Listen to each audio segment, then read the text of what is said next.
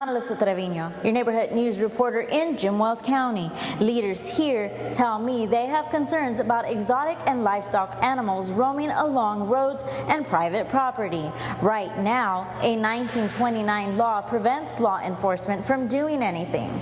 Commissioners approved a measure to let voters decide whether the law should be changed.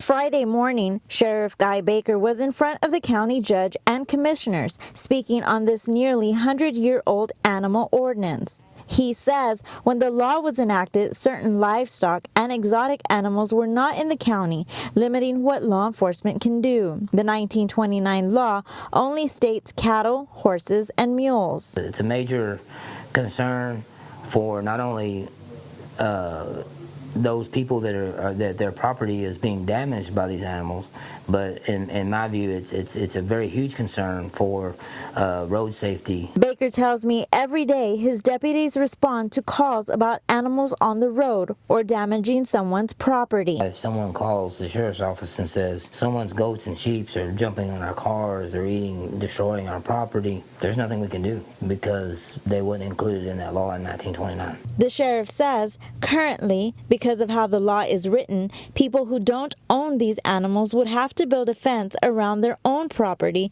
to keep other people's animals out. And if something worse should happen, like a fatal car accident, law enforcement can't enforce any citations or fines.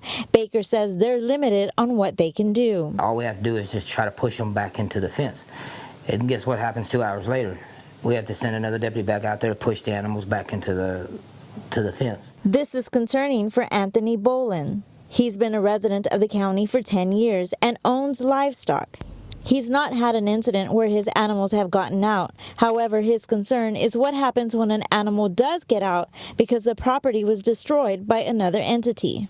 Well, I think that something has to be done because I understand there's resources being used for it, and I think it needs to hold people accountable to be respectful stewards of the land and the animals that they bring into the area. He tells me he wants to know more. He believes lack of awareness on this law and what happens when any animal isn't in their own property would change how his neighbors deal with their animals. And what we're doing is we're just trying to close that loophole.